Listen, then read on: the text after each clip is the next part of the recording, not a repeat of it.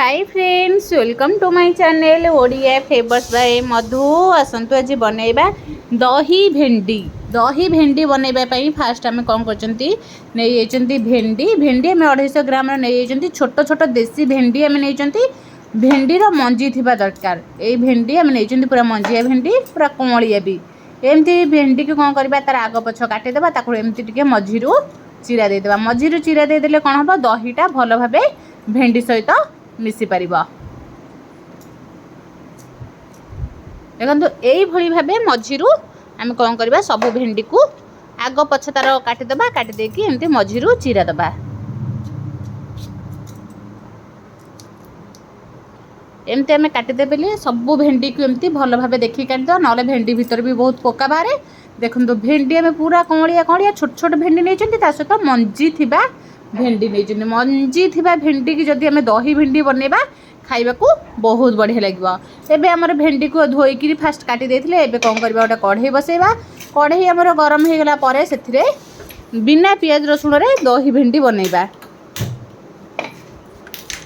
एबे कौन करबा आधा स्पून तादरे आम घी दबा, देसी घी देदेबा। घी को टिके गरम होबा को छाड़ीदेबा। घी भल भाबे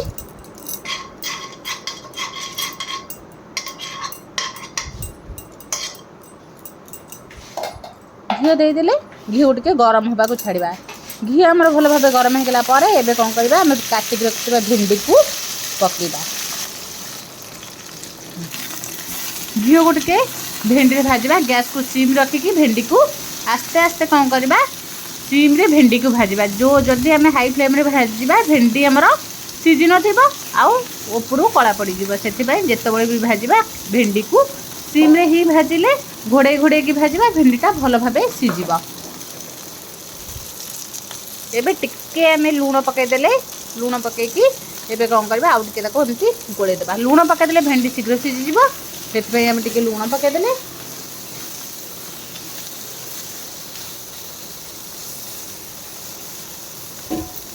एबे कौन करबा ताको घोड़ेई देबा। घोड़े देले एबे भेंडी को आम सीझा छाड़ीदेवा। एबे आम दही प्रस्तुत करवा।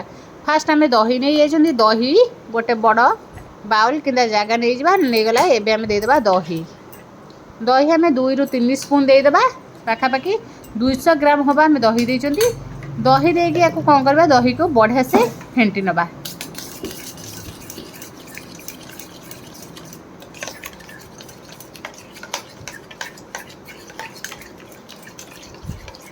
दही को भल भाव प्लेन करदबा कहीं जेहेतु आम बसा दही नहीं दही को भल भाव मिसईदेले से बढ़िया से मिसीज। एबे पकईदेले अल्प टिके आम ब्लैक सल्ट पकईचंती। पकईकरी या टिके दही से जदि आम बीट लूण पकईबा दही भेंडी खाइबा को बहुत बढ़िया लगे। आम आगुरी लूण पकईकी भाजी जितेबाला भी लूण पकईबा देखिक ही पकईबा। आम खाली अल्प टिके लूण पकईचंती आधे बिल्कुल भी लूण पकईबनी। एबे आधे पकईदेबा अधा ठू आउरी कम टिके चीनी पकईदेबा। चीनी पकईकी एबे पकईदेबा भजा जीरा लंका गुंड टिके पकईकरी आको आउ टिके बढ़िया से गोळेईदेबा। दही जदि आंबिळा थिबो ताहले टिके चीनी पकईदेले बहुत बढ़िया लगे। एबे आम गोटे कप हम पानी देइचंती देकी दही को भल भाबे गोळेई नबा। देखो दही आमर बढ़िया से मिसी जाइए सहित बीट लूण ता सहित आम भजा जीरा लंका गुंड ता सहित आम पकईचंती अल्प टिके चीनी। एबे आम दही रेडी कर सारा पर एबे देखिबा भिंडी भी आमर बढ़िया से सीझी गलानी। एबे एबे कौन करबा गैस को आम बंद करदेबा। टिके भिंडी को ठंडा हवा को छाड़ीदेबा।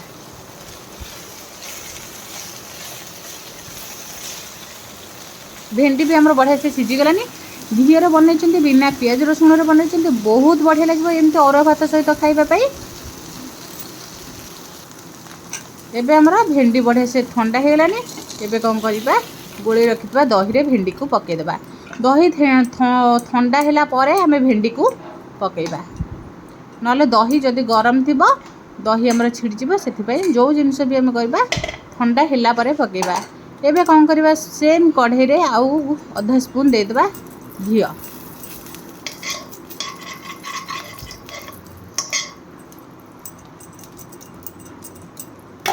घी घिओ दे सारा पर घिउ टे गरम होगा छाड़देवा तादेह सुखिला लंका 3-4टा पकईदेवा सुखिला लंका बदल जदि पाचिला लंका थी पकई पारे ना कंचा लंका भी पकई पारे। एबे लंका को टिके घिओ रे भल भाबे भाजिबा गोल्डन ब्राउन कलर हवा पर्यंत लंका आमर देखो बढ़िया से भाजी हो गलानी। एबे कौन करबा आधे पकईबा सोरिष कला सोरिष आम अधा स्पून पकईबा सोरिष देखो आम बढ़िया से फुटिलानी। एबे कौन करबा तादरे टिके छेचिकी आंब कसीर अदा को पकईबा आंब कसीर अदा पकेले दही भिंडीर टेस्ट आउरी बढ़ी जीवो खाइबा को बहुत बढ़िया लगिबो। एबे आदरे पकेदेले टिके भुसंग पत्र पकईके आउ टिके भाजिबा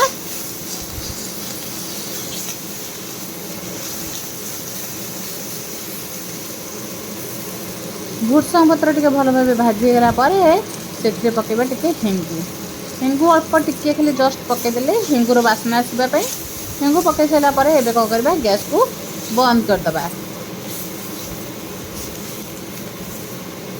गैस को आम बंद कर देछंती बंद करके छुंक को टिके भल भाबे भाजी नबा।